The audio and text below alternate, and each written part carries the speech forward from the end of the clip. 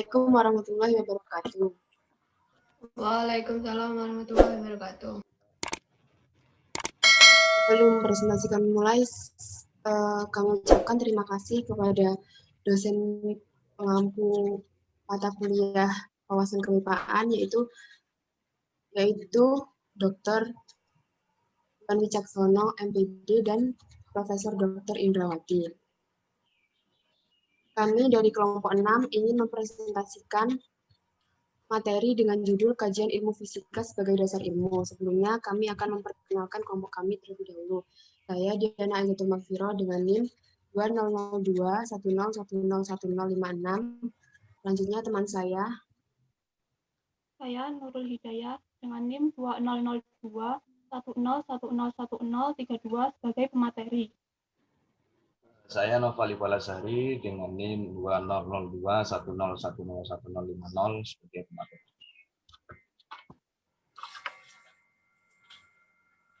Untuk materi yang pertama yaitu hakikat ilmu fisika yang akan disampaikan oleh Nova.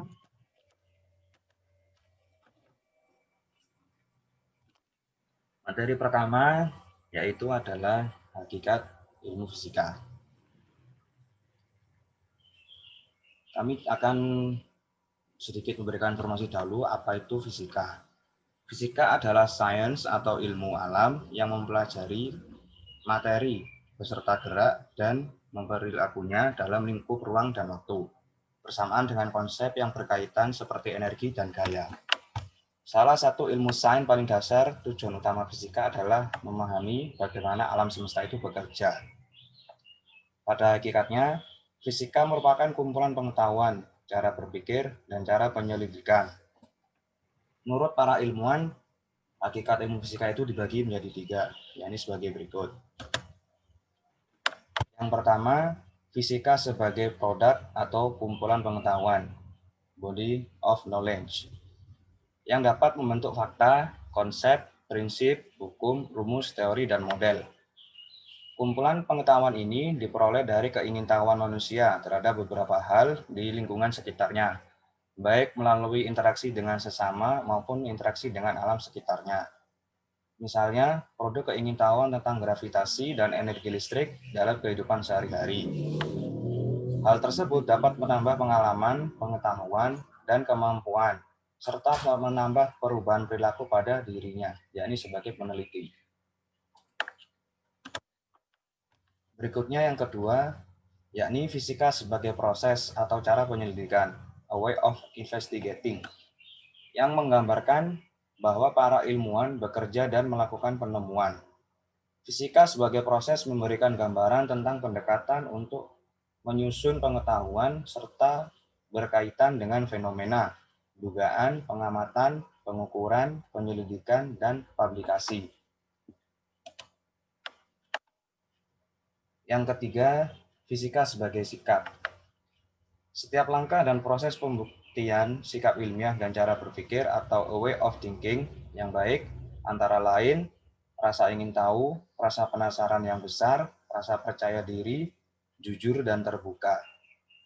Jadi, dengan adanya pemikiran seseorang bersikap dan bertindak, dapat menghasilkan sebuah penemuan melalui kegiatan ilmiah tersebut. Selanjutnya, materi ruang lingkup akan disampaikan oleh Diana.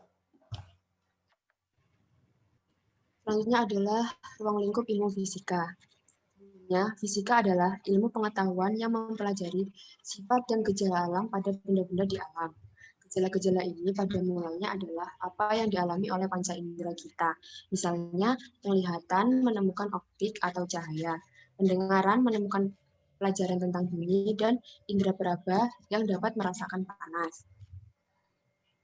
Fisika juga mempelajari materi energi dan fenomena atau kejadian alam, baik yang bersifat makroskopis atau yang berukuran besar, maupun yang bersifat mikroskopis yang berukuran kecil, yang berkaitan dengan perubahan zat atau energi.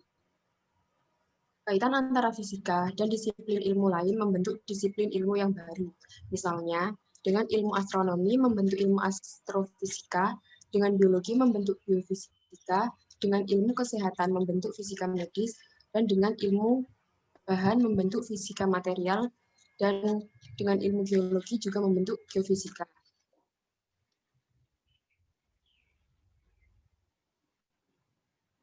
Nah, pada zaman modern seperti sekarang, ilmu fisika sangat mendukung perkembangan teknologi, industri, komunikasi, termasuk kerekayasaan atau engineering, kimia, biologi, kedokteran, dan lain-lain. Ilmu fisika juga dapat menjawab pertanyaan-pertanyaan mengenai fenomena-fenomena yang menarik, seperti contoh, mengapa bumi dapat mengelilingi matahari, bagaimana udara dapat menahan pesawat terbang yang berat, dan lain-lain. Nah, pertanyaan-pertanyaan tersebut dapat dipelajari dalam berbagai bidang ilmu fisika. Selanjutnya,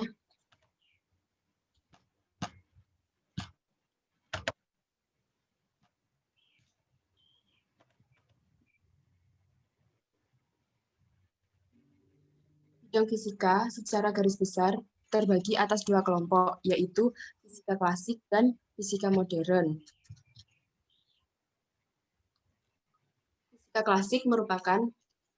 Fisika klasik bersumber pada gejala-gejala yang ditangkap oleh indera.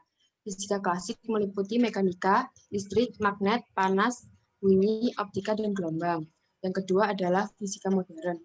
Mengapa dikatakan fisika modern? Itu karena yang termasuk dalam fisika modern ini adalah ilmu fisika yang berkembangnya mulai dari abad ke-20, yaitu sejak penemuan teori relativitas Einstein. Fisika modern merupakan salah satu bagian dari ilmu fisika yang mempelajari perilaku materi dan energi pada skala atomik dan partikel-partikel subatomik atau gelombang. Pada prinsipnya, sama seperti dalam fisika klasik. Namun, materi yang dibahas dalam fisika modern adalah skala atomik atau subatomik dan partikel bergerak dalam kecepatan tinggi yang bergerak dengan kecepatan mendekati atau sama dengan kecepatan cahaya. Ilmu fisika menjunjung riset murni maupun terapan.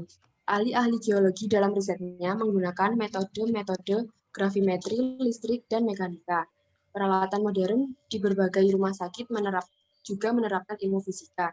Ahli-ahli astronomi memerlukan optik, spektrografi, dan teknik radioaktivitas.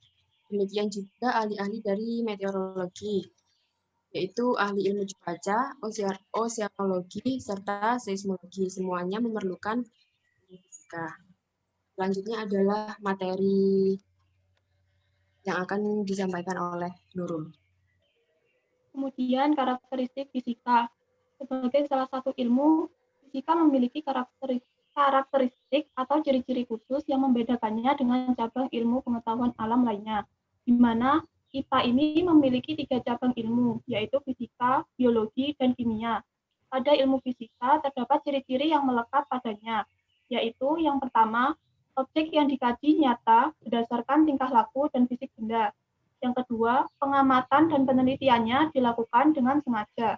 Yang ketiga, penelitiannya dilakukan secara sistematis. Yang keempat, cara berpikir logis dan konsisten. Yang kelima, kajiannya objektif. Dan yang keenam, hukum-hukum yang berlaku dihasilkan melalui berbagai percobaan. Next. Yang pertama, objek yang dikaji nyata berdasarkan tingkah laku dan fisik benda. Dalam ilmu fisika, suatu objek adalah kumpulan materi yang dapat diidentifikasi. Misalnya saja benda padat seperti batu. Kita dapat mengamati sebuah batu dan mencari besarannya. Begitu pula dengan benda cair dan gas. Dari benda cair sendiri, kita dapat mengidentifikasi dengan mencari debit, kecepatan, maupun besaran-besaran yang lainnya. Sedangkan untuk gas, kita dapat mencari tekanannya.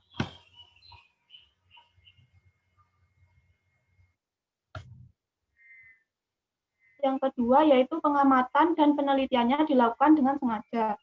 Pengamatan dan penelitian ilmu fisika dilakukan secara sengaja. Segala sesuatu yang ditargetkan dilaksanakan dengan persiapan yang matang. Misalnya saja penemuan gravitasi bumi yang dilakukan oleh Isaac Newton. Walaupun Isaac Newton menemukan ide dari pengamatan atau penelitiannya tidak disengaja karena kejatuhan buah apel, namun, setelah itu, Isaac Newton melakukan suatu pengamatan atau penelitian secara berulang dengan persiapan yang matang, sehingga Isaac Newton pun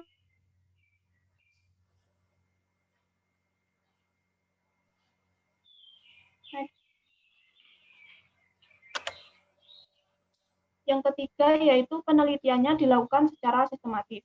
Artinya, segala usaha untuk menguraikan dan merumuskan sesuatu dalam hubungan yang teratur dan logis, sehingga membentuk suatu sistem yang berarti secara utuh, menyeluruh, terpadu, mampu menjelaskan rangkaian sebab akibat menyangkut objeknya. Jadi, kesimpulannya dari sistematis ini yaitu dalam penelitiannya harus dilakukan secara bertahap atau urut dan runtut. Selanjutnya, cara berpikir logis dan konsisten. Cara berpikir ini juga disebut berpikir rasional. Berpikir rasional ini digunakan untuk menarik kesimpulan yang berdasar dan dapat dibenarkan atau didukung oleh data, aturan, serta logika. Sedangkan berpikir konsisten artinya semua proses yang dilakukan mengikuti kaidah-kaidah tertentu dengan alur yang tetap. Selanjutnya, kajiannya objektif. Artinya,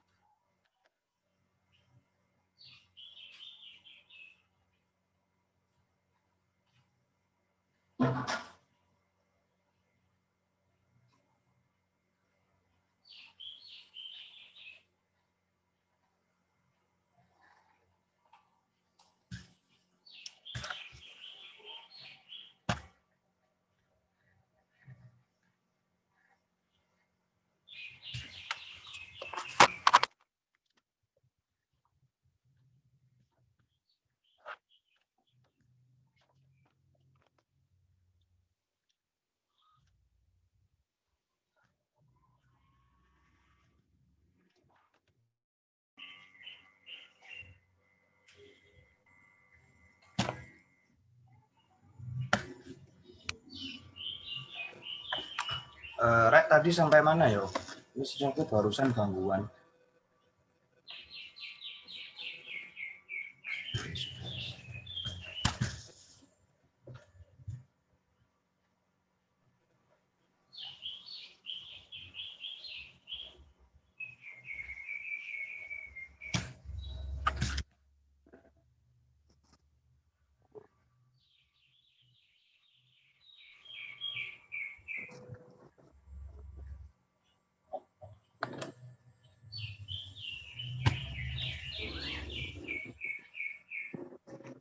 kemudian hukum yang berlaku dihasilkan melalui berbagai percobaan. Seluruh hukum yang dirumuskan dalam ilmu fisika didapatkan melalui serangkaian percobaan. Misalnya saja beberapa hukum yang terkenal ditemukan dalam teori mekanika klasik Isaac Newton. Selanjutnya saya kembalikan pada Diana.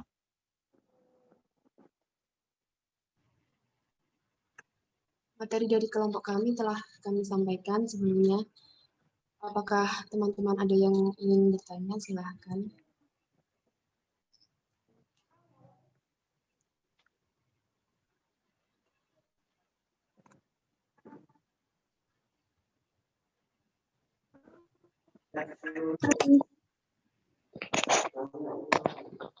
Saya izin bertanya. Silahkan, Mbak Rensa. Nama saya Rensa dengan NIM 060. Ingin bertanya. Kan tadi ada fisika sebagai proses atau cara penyelidikan yang menggambarkan para ilmuwan bekerja dan melakukan penemuan. Nah, dari pernyataan itu, penyelidikan ini tuh berupa tindakan seperti apa? Terus, apakah dari penemuan para ilmuwan tersebut terus didapatkan apa? Misalnya seperti rumus baru, teori baru, dan lain-lainnya. Mohon penjelasannya.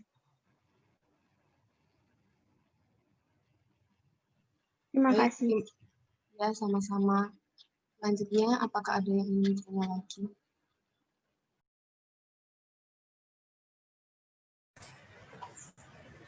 Permisi, izin bertanya. Sebelumnya, minta tolong dibukakan slide yang ketiga.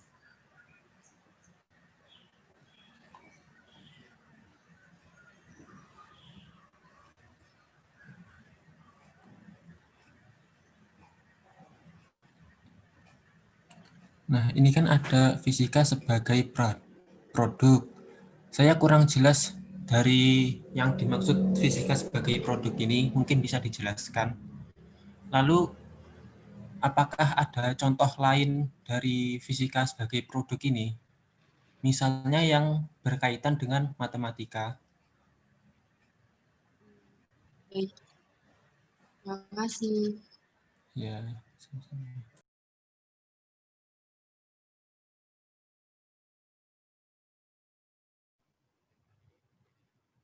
Apakah ada lagi yang ingin bertanya?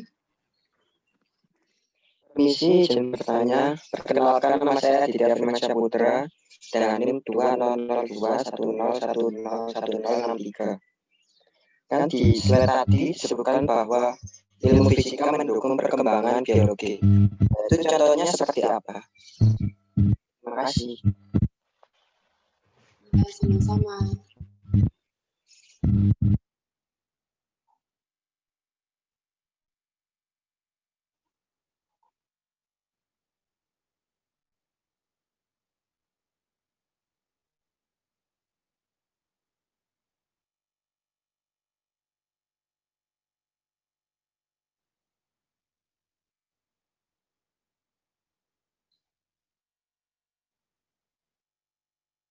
Permisi, izin bertanya. Ya, silahkan. Saya Laila Nur Fatima, NIM 35. Mau tanya, itu yang tadi kan fisika dibagi menjadi fisika klasik sama fisika modern. Apa yang mendasari pembagian tersebut? Terus siapa tokoh yang pertama kali mencetuskan pembagian tersebut? Itu aja. Sekian, terima kasih.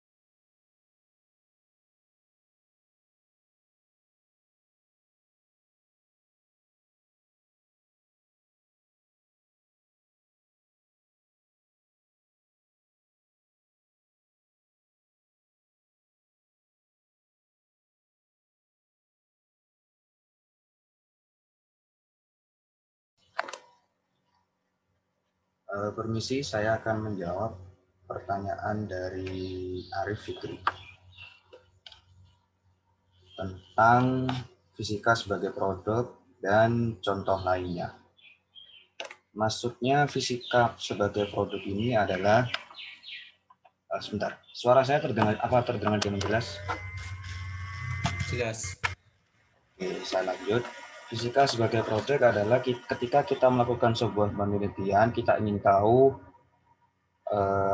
kita ingin tahu ini alam ini sedang ngapain, dan juga kita ingin tahu sebenarnya apa yang sedang terjadi pada alam sekitar. Nah, dari kita ingin tahu itu, kita melakukan sebuah penelitian. Nah, dari penelitian itu kita akan menghasilkan sebuah produk. Maksudnya ini bukan produk seperti benda, tapi masukkan sebuah karya atau sebuah rumusan atau mungkin juga fakta bahwa benda yang kita amati itu sedang melakukan sesuatu hal. Nah, di sini ada contoh yang di slide tentang pengetahuan tentang gravitasi. Nah, tadi Mas Arief meminta saya untuk mencarikan contoh lain. Contoh lainnya adalah, misalkan kita sedang menembak sebuah peluru dengan pistol. Nah, gerakan dari peluru tersebut pastinya akan membentuk sebuah parabola. Nah, kita ingin tahu pada titik berapa sih peluru tersebut kecepatannya akan jadi 0, dan peluru tersebut itu akan kayak mengambang di udara dan nggak akan bergerak. Ya memang bergerak, tapi kecepatannya stabil, mungkin bisa 0. Nah, itu. Dari situ kita bisa melakukan pengamatan dengan mungkin ada yang merekam dari satu arah, kita menembakkan peluru dengan pistol ke arah manapun, pastinya peluru yang ditembakkan dari pistol itu akan membentuk gerak parabola dengan kecepatan V0 tertentu. Nah, dari situ pastinya pada suatu titik tertentu atau pada titik maksimumnya, peluru tersebut akan mengalami kecepatannya itu yaitu 0, diam. Jadi di sana itu titiknya diam. Nah, gitu. Itu sebagai contoh contoh sederhananya.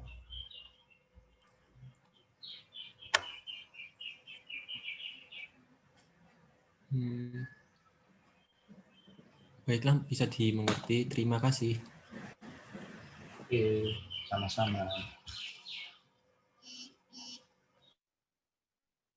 Kemudian di sini saya akan menjawab soal dari Adit. Kalau nggak salah, soalnya adalah contoh ilmu fisika yang mendukung biologi, apa begitu? Iya, benar. Oke.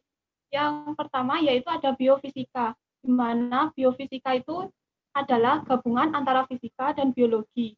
Ilmu ini mempelajari proses-proses biologis yang melibatkan konsep fisika. Contohnya yaitu pengukuran sistol dan diastol. Kemudian ada fisika medis, yaitu gabungan antara fisika dan ilmu kedokteran. Ilmu ini mempelajari tentang kesehatan dalam konsep fisika. Apa bisa dimengerti? Oke, terima kasih. Bisa dimengerti.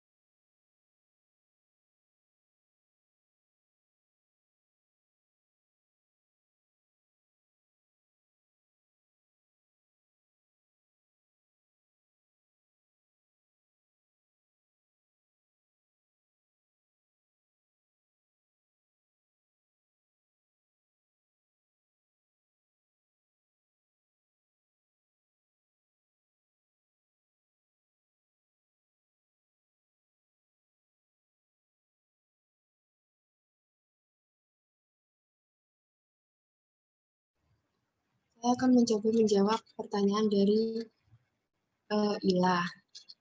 Pertanyaannya itu, kalau nggak salah, mengapa fisika dibagi menjadi dua, yaitu fisika klasik dan fisika modern? Dan siapa tokoh yang pertama kali mencetuskan pembagian tersebut? Apakah benar?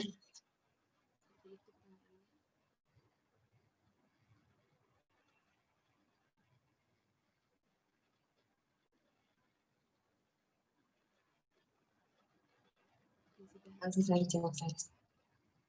Nah, mengapa fisika itu dibagi menjadi dua? Karena yang dimasukkan ke dalam kelompok fisika modern yaitu ilmu fisika yang muncul ketika ada pada abad 20-an. Sebenarnya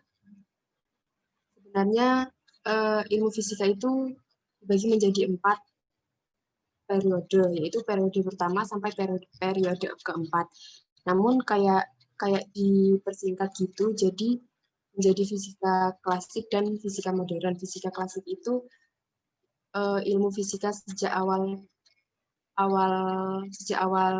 muncul, dan yang modern itu sejak abad 20-an, seperti itu. Yang pertama kali mencetuskan adalah tokoh yang bernama Fritz Meyer. Beliau adalah tokoh pengamat perkembangan ilmu fisika itu sendiri. Bagaimana Mbak Laila Nurul Fatimah, apakah jawabannya bisa diterima?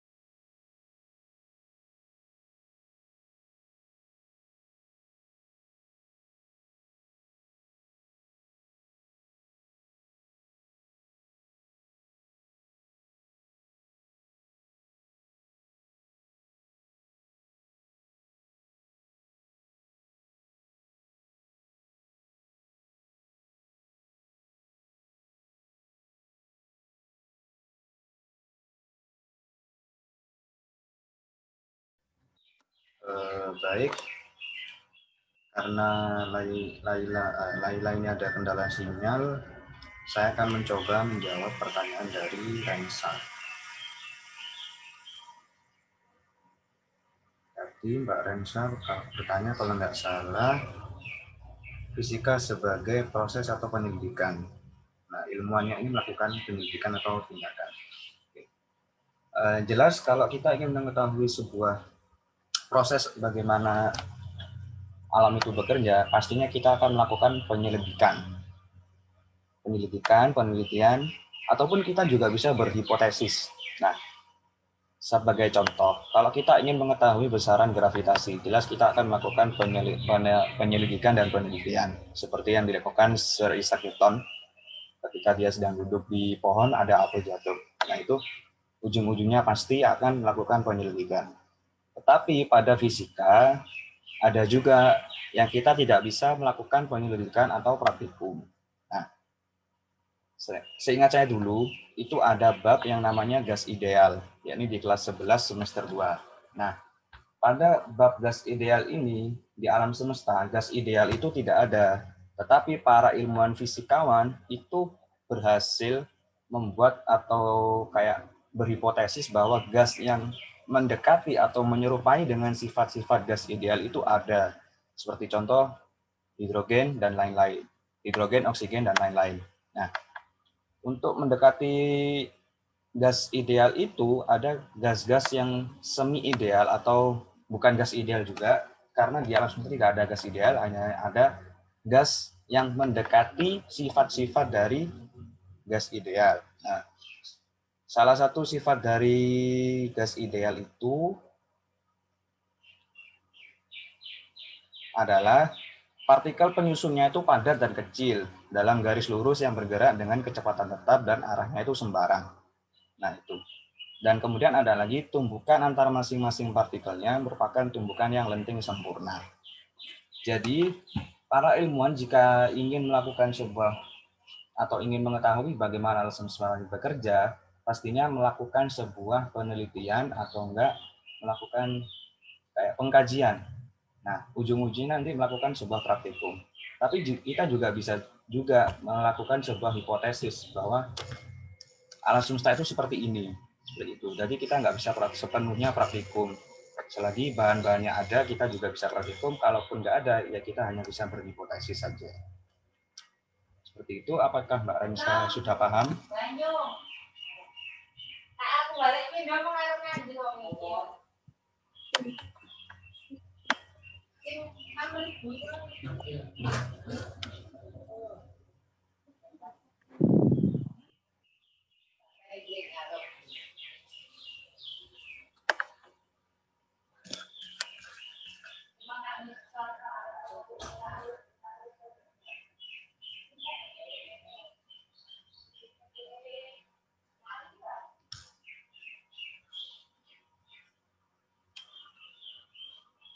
Mungkin Zul mau menambahkan, jangan lupa di unmute. Saya ingin menyanggah pernyataan Mas Noval Monggo. yang menjawab pertanyaan dari teman saya Arif Fikri. Nah, itu yang ditanya produk. Tapi kenapa Mas Noval menjelaskan suatu proses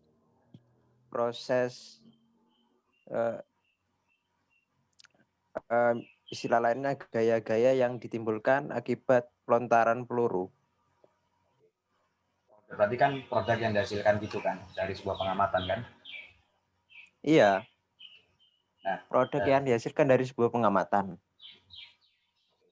Kan tadi kita sudah berbicara tentang proses itu kan, yang gerak parabola lontaran peluru ketika posisinya pada titik maksimum, nanti kan akan menghasilkan sebuah produk atau sebuah rumusan kan itu. VT sama dengan V0 sin 2T per G. Nah, itu produknya.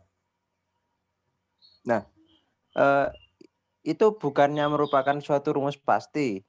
Yang pastinya sudah ada di dalam rumus parabola sendiri. Kalau diberikan contoh produknya dan bukan prosesnya atau rumus-rumusnya? Saya tampung dulu. Ya.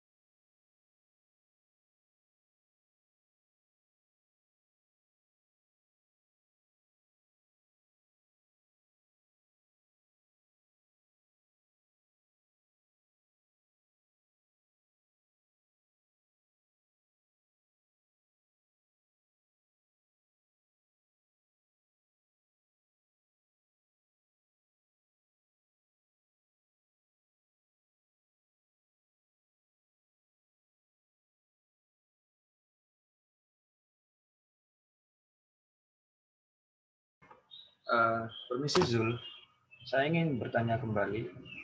Bukankah sebuah rumus itu juga merupakan produk dari hasil eksperimen? Iya. Cuman kan yang ditanyakan Arif itu kan apa ya? Produk yang dihasilkan setelah kita melakukan pengamatan. Apa seperti objek penelitian, seperti kita melakukan penelitian, maka produk yang dihasilkan adalah seperti laporan tertulis atau mungkin kumpulan hasil-hasil dari pengamatan, hipotesa atau yang lain sebagainya. Kalau menurut saya jawaban Mas Novel yang tadi kurang tepat karena apa ya? Itu hanya merupakan sebuah rumusan pasti dan bukan sebuah produk. Masih mentahannya lah istilahnya.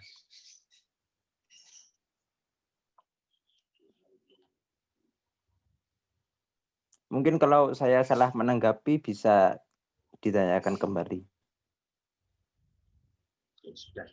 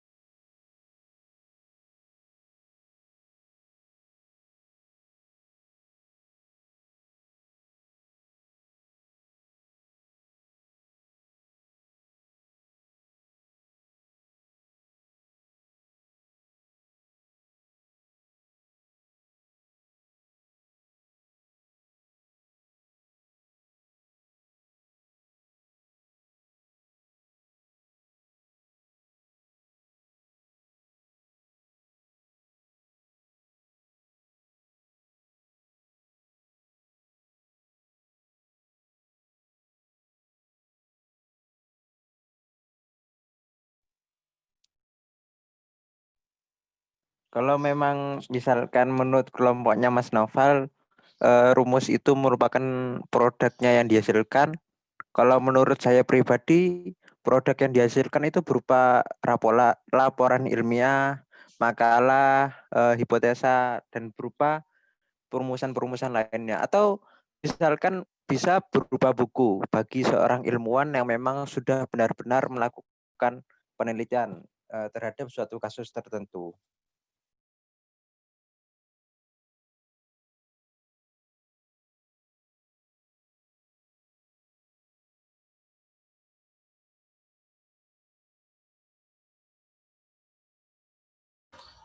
Oke, baik. Sesarnya kami tampung. Terima kasih. Sama-sama.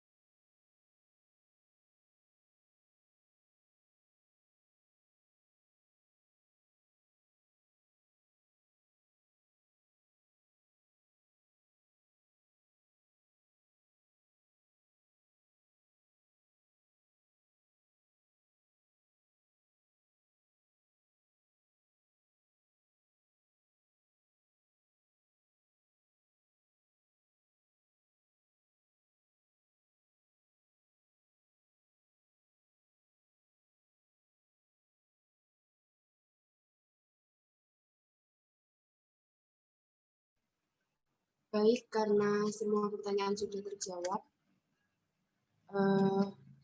kami kelompok 6 ingin menutup presentasi dari kami. Mohon maaf apabila ada kesalahan kata atau yang lain. Terima kasih telah meluangkan waktunya untuk teman-teman. Assalamualaikum warahmatullahi wabarakatuh. Waalaikumsalam warahmatullahi wabarakatuh. Waalaikumsalam warahmatullahi wabarakatuh.